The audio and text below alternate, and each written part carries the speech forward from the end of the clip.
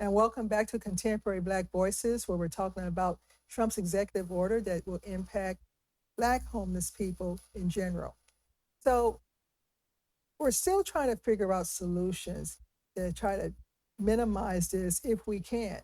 The whole goal might be just to get people out the street, put them in whatever facilities they think is going to house them, and ship them off to other countries.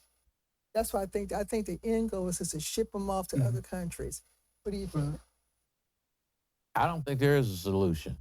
That Is it? that might be their solution. Yeah, but the solution for me is that I mean, even if you know, this is kind of off the subject, but they are looking at trying to implement a plan B, in my opinion. The plan B is that states like Texas have redistrict to make sure that if there is an election, that they can win it still hands down.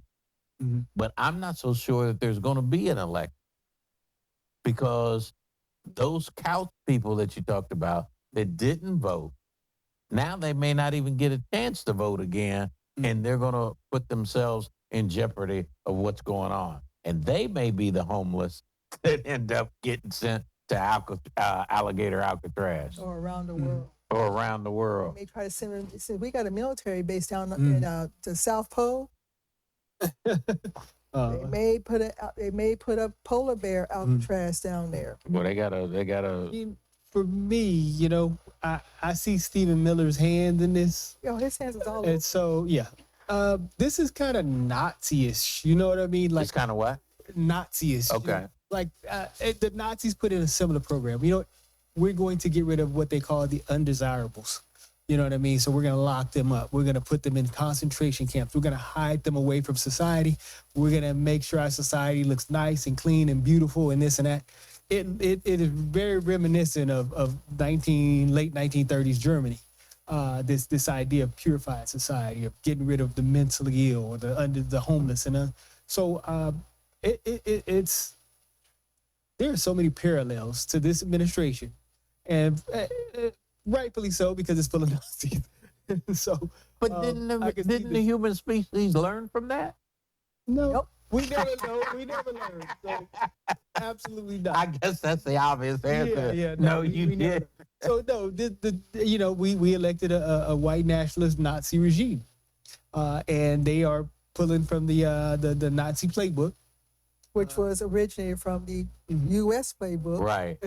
Right. and so this is just another element of that playbook. You know what I mean? There are so many parallels, so many historical parallels it's uncanny. And so I think this is another one. We're going to lock them up, get rid of them. And then, of course, I think that we're going to see families get separated in this thing. So you're going to have kids going off somewhere else, mom and daddy going off somewhere else. There's just a lot going on this one. This is a lot going on. I'm surprised. What happened to all the Liberty or Die folks who says, you know what if I don't want to have a house? Isn't that my choice as an American? If I don't want to have a house, what if I'm not bothering anybody? It comes back to what you said. You got a Nazi regime. Yeah, Don't matter what you want, okay? It matters what he wants. that's my question. Like, look, what if I'm retired, and what if I just I get my money and my check goes to the bank every month. No. I got my debit card in my pocket. No. I don't want to pay anybody's rent. No. So you have to remember that this organization, based on Project 2025, and another one that I want to talk about hopefully next week or so, Project Esther, they want to define what society needs to look like. Yeah, absolutely. So they're defining what a family makes Right. up, and the family in a democratic society, a family is anybody who's coupled up and taking care of the family. Right. But in the minds of Project 2025 and the people who support that, the family is they're in a house, mommy and daddy, and the kids are all in one house. Right. So my question, if you're going to make me have a house, right? Or an apartment. What happens if they say, well, no, we don't want you to have an apartment no more? Or no, you can't live in a mobile home or a trailer home. We don't want that anymore. That doesn't look good But for that would America. get rid of most of his base. Hey.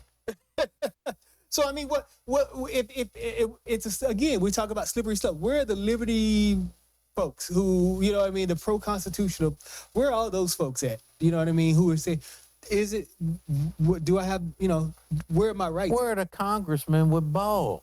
Okay. Right. Well, I mean, I'm just What saying, happened to them? Right. Okay. Why do you have to do? Why do you get to dictate whether or not I have to live in a home? Because I can. That's what he said. Yeah. Okay. Yeah. Because I can. Okay. That's my question. And I don't like you for whatever reason. And because I don't like you, I'm writing a law saying, matter of fact, I could write the law just for Caleb. Yeah. Okay. That's the type of thing that we're in today, in my opinion. Yeah, okay. Absolutely. It is a very dangerous place to be. And and again, going back to the stats I keep talking about, Black people make 13% of the population, but they're 49% of the homeless population. So this is a backdoor way of getting rid of Black folks. This is called a spade bait. Getting rid of, deporting them. This is just another way of an anti-Black legislation. But let me say this. We are contemporary Black voices. However, this particular situation with the homelessness, in my opinion, is going to affect everybody, okay? Because now it's not, okay, they have a two-tier system. They try to tell all the white people, you should be against anything that's colored, anything that's Black. The second tier is, which is the most important tier that they're looking at, is the haves and the have-not, okay? And usually that second tier is part of the have-not. But they also want that second tier to look at us and say, we're not as equal to them. Comes back to that LBJ quote, about picking their pocket if you tell the white guy that he's better than the Black person. So to me, that's where all of this is. Well, we got some serious discussions to have about this issue because, again, if there's family members involved, you may not want them in your house, but should you bring them back home? To get it out of that situation. Yeah, we got some family members who are just sorry. They're just sorry folks, but their life is at risk at this point. So there's a lot of discussions. Here's the problem. When you talk about should you bring that person back home, if that person really truly has a mental problem, and that person is an adult and will not self-admit themselves, then you're bringing that problem back into your home where you can't really handle that. Right. That's where, to me, a bigger problem is, because they wouldn't be homeless if they had a place to go, or in the older days, as I mentioned in the first thing that we had, but anyway. But there's no place to go. You don't have any mental institution. But and you know what though? Honestly, I honestly believe this. If they solve the drug problem, they'll solve the bulk of the homeless problem. Okay. If they solve that issue and are able to really commit the resources to solving the drug crisis in this country, that will go a long, long way to resolving a lot of the homeless issues. That's from my experience. Again, over 4 years working in a residential rehab, and those kids they don't come from poor families that are in those rehabs. They really do not. A lot of our kids. Because it costs a lot of money for you to go to rehab. Yeah, that too. Right. And then, It costs a lot of money to be an addict too. Yeah. I used to ask some of those kids, like, why do you come? We used to have some real conversations. Hey, why do the majority of y'all come from either this school or that school? Hey, because our parents got the best liquor in the cabinet. Right. That was the answer. But and a lot of our kids, they came from Hollywood, they came from California. I had some kids from some really famous people come through there. It's again, like I said, and these kids, you'd be surprised, but the kids from prominent places and prominent families, kicked them out, whatever. But no, if they solved the drug crisis, I think the bulk of the homeless crisis would be solved as well. Okay.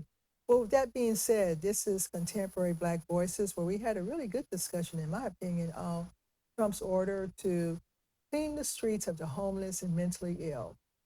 Please post your comment. And we also, before we go, we want to thank our producer, Carl Booker, and his faith in us. So with that being said, this is Contemporary Black Voices, where we tell our story our way. See you next week.